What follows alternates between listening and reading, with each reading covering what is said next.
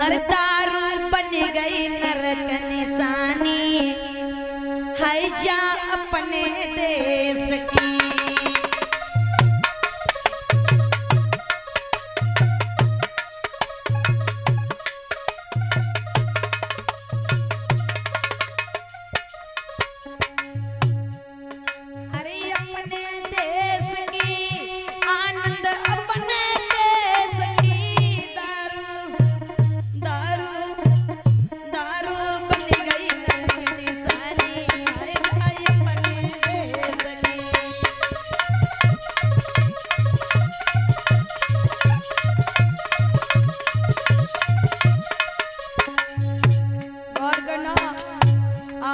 देखते होंगे, अखबार भी पढ़ते होंगे, देखा होगा कैसी कैसी खबरें मिलती हैं। दारू पीकर लोग बड़ा अत्याचार उपद्रव करते हैं। तो भैया यही एक ऐसा रतन है जो मानव को पतन की ओर ले जाता है, इसलिए दारू छोड़िएगा। अरे दारू वालों के घर में बच्चे दुखी अब रहते,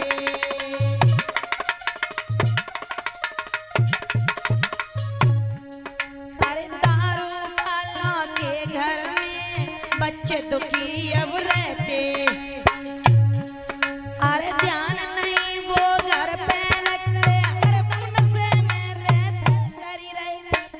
करी रहे निज धन की वो हानि, आई जाए अपने देश की।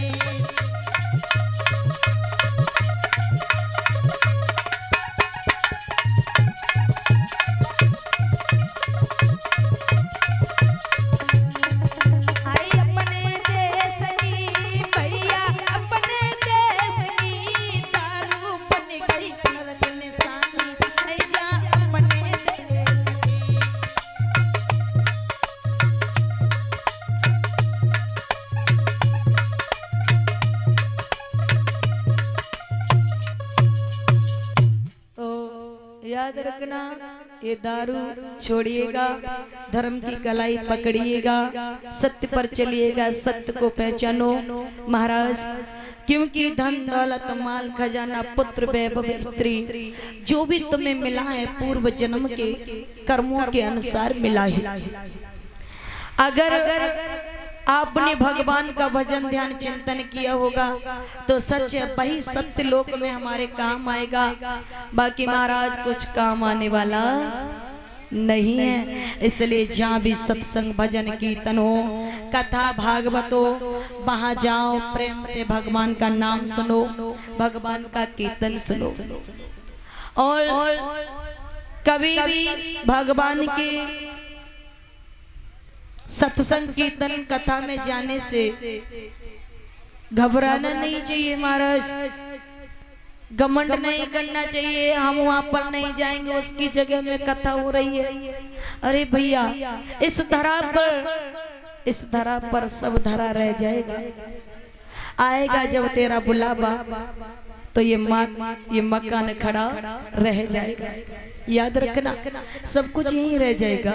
इसलिए ईर्षा देश छोड़ो और कहीं भी धर्म की चर्चा हो, ये ना सोचें कोई एक भैया कथा करा रहे हैं या हमारे परिचित महाराज जी कथा करा रहे हैं, ऐसा नहीं है। सभी का सहयोग है और सबसे बड़ी प्रभु की कृपा है, गुरु महाराज की कृपा है। सत्संग भजन कीर्तन कथा भागवत हवन रामायण इत्यादि जब जब होते हैं, जब जब भगवान की कृपा होती है, गुरु का आशीर्वाद होता है, तो प्रभु की मर्जी समझकर भगवान की कथा में आओ और भगवान की कथा को सुनो। जैसा भी हो सके सामर्थ्य अनुसार दान पुण्य मनुष्य को करना बहुत जरूरी होता है। बोले गोविंद भगवान की, सद्गुरुदेव भगवान की। श्री सुखदेव जी कहने लगे, हे राजन परीक्षित, इधर विश्वकर्मा ने महाराज बड़े सुंदर सुंदर महल अटारी बना दिए।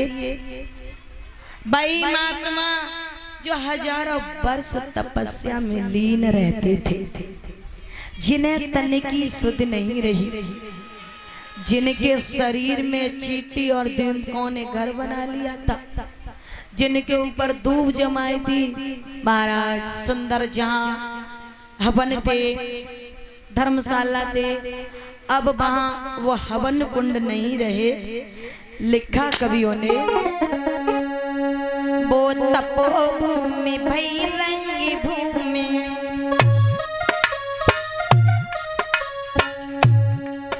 वो तपोभूमि भई रंगी भूमि, छाई रही छटा न्यारी न्यारी, प्यारी प्यारी फुलबारी की करती के फुल प्यारी प्यारी।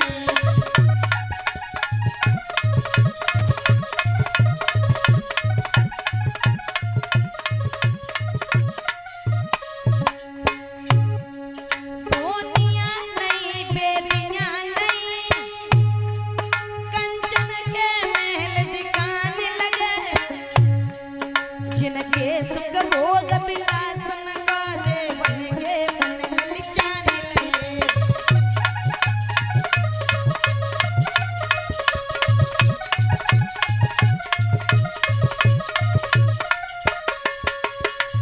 अब तो भैया बड़े बड़े महल बन गए, सुंदर महल हैं, अटारी हैं। ध्यान देना मेरी मैया और भैया, भाई महाराज सरियाद जो हजारों वर्ष तपस्या करते थे, तपस्या में लीन रहते थे, लेकिन नारी के प्रेम में इतने फंस गए जो ध्यान करना भूल गए। इधर बहुत दिन हुए गए, काफी दिन जब बीत गए तो महाराज सरियाद ने विचार किया, चलो आज अपनी सुकन्या के पास चलते हैं, देख करके आए। सुकन्या उन्हीं के साथ रह रही है या कहीं और है। तो महाराज तुरंत ही चल दिए। अरे नए पल की देर लगाई,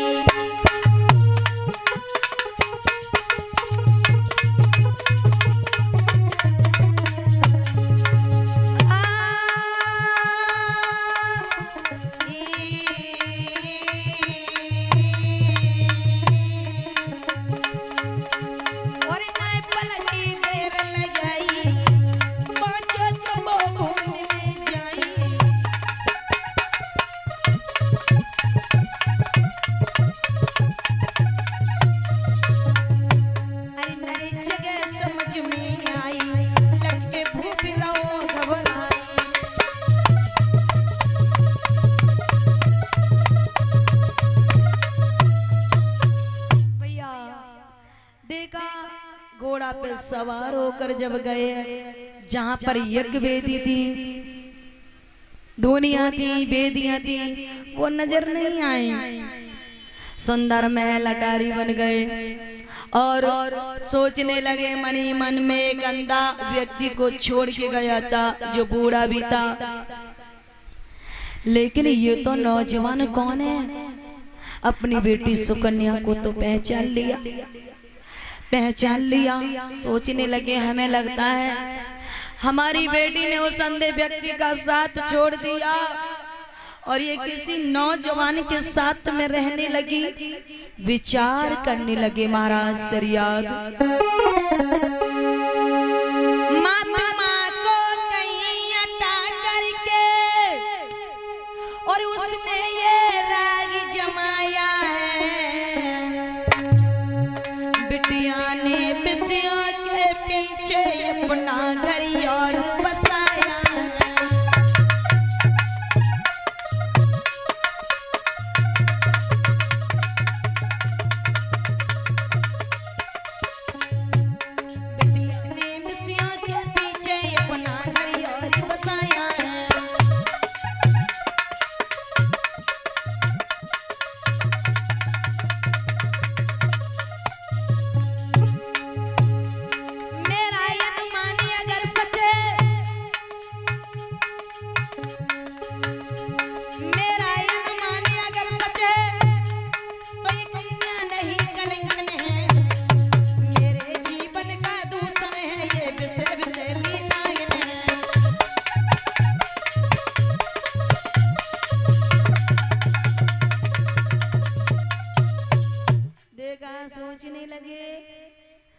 इसने ये अच्छा नहीं किया जो अंधे व्यक्ति को छोड़कर नौजवान के साथ में रहने लगी है। एकदम से सुकन्या ने पिताजी को पहचान लिया, दौड़ के आ गई। पिताजी कहने लगे, सुकन्या दूर खड़ी रहना, हाथ मत लगाना।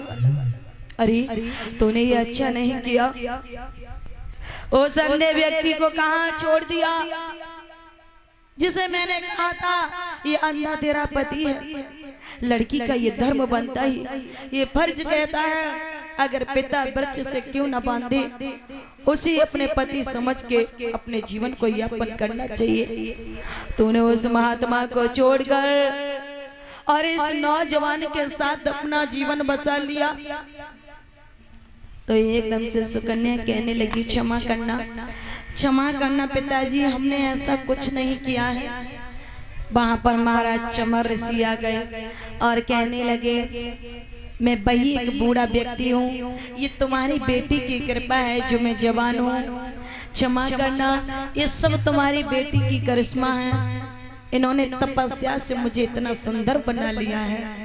तो बड़े प्रसन्न हुए हैं। ध्यान देना मेरी मैया और भैया, प्रेम से विवाह रचाया गया है। इधर अश्विनी कुमार ने कहा था हम तुम्हें ठीक तो कर देंगे, लेकिन देवराज इंद्र हमें यज्ञ में भाग नहीं देते हैं, आप हमें यज्ञ में भाग दिलाएंगे। तो महाराज चमर ऋषि ने वायदा किया था, ये वरदान दिया था, हम तुम्हें यज्ञ में भाग अवश्य दिलाएंगे। ध्यान देना भक्तों, उसी समय उन्होंने यज्ञ का अनुष्ठान रचाया, सभी देवों को आमंत्रित किया है। वहाँ अश्विनी कुमार भी आए। इंद्र कहने लगा हम इन्हें यज्ञ में भाग नहीं देंगे। चमर ऋषि बोले क्यों? क्योंकि ये अछूत है, ये रोगियों से मिलता है, प्रत्येक के घर जाता है। चमर ऋषि बोले एक बात बताओ, जिसे तुम अछूत कह रहे हो, अगर तुम्हारे दर्द की रात के समय सुनता है ना, तो रात में ही दौड़ पड़ता है। आप इसे अछूत कह रहे हो। अछूत तो वो है जिसे हम छू नहीं सकते। जैसे महाराज बिच्छी को छुएंगे तो डंक मारेगा, सर्प को छुएंगे डस लेगा, बर्रिया को छुएंगे डस लेगी, है ना। बोले अछूत वो है जिसे हम छू नहीं सकते, लेकिन याद रखो जो तुमको स्वस्थ बनाता है तुम उसे अछूत बताते हो, जिससे तुम लाभ उठाते हो उसको ही कमीन बताते हो।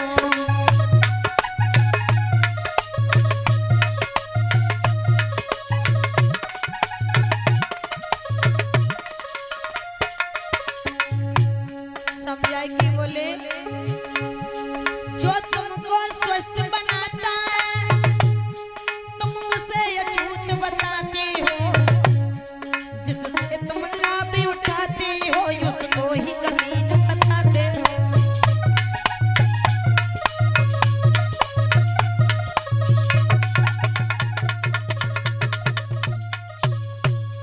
याद रखना महाराज चमर ऋषि बोले अरे वैसे भी तो देहाती भाषा में कहते हैं, बड़े बूढ़े बुजुर्ग सुना है कि भैया वो डॉक्टर तो बड़ा अच्छा था, कहते हैं ना बड़ी तेज दर्द हो रहा था, उसने देखो एक टैबलेट दी और एक इंजेक्शन लगाया, 5 मिनट में दर्द बंद हो गया। भैया वो डॉक्टर नहीं, वो तो भगवान है, कहते हैं ना भैया।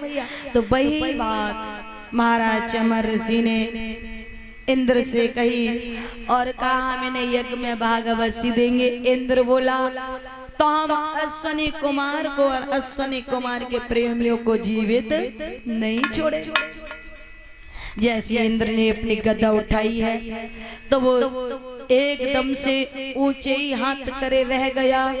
अपने योग शक्ति से तप के बल से महाराज चमर ऋषि ने गदा को पकड़ लिया। इंद्र हिला भी नहीं सका और महाराज चमर ऋषि के चरणों में गिर पड़ा, सत सत नमन किया, कहा क्षमा करना। तो इस तरह से इंद्र को भक्तों इंद्र का अभिमान चूर हुआ और शनि कुमार को यज्ञ में भाग दिलाया गया। तो इस तरह से महाराज चमर ऋषि के साथ सुकन्या का विवाह होता है। अंधे की दुल्हन का तारे मैंने जल्दी सुनाई दई गाय ने,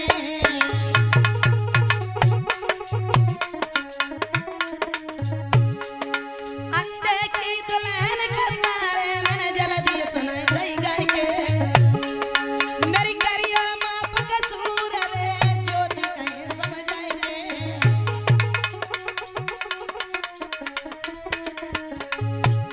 महाराज सुनाई मैंने लीला भरपूर, बार बार कर तार करियो मेरी माप कसूर, मेरे पूज गुरु नारद धार में नैया यती है, मेरे पूज गुरु नारद धार में नैया यती है।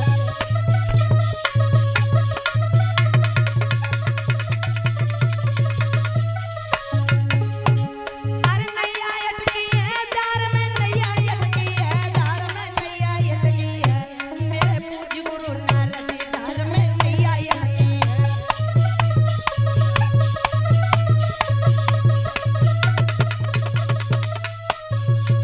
भक्तों इस तरह से सरयाद की बेटी सुकन्या का विवाह महाराज चमर ऋषि के साथ होता है। बोले गोविंद भगवान की, सतगुरुदेव भगवान की।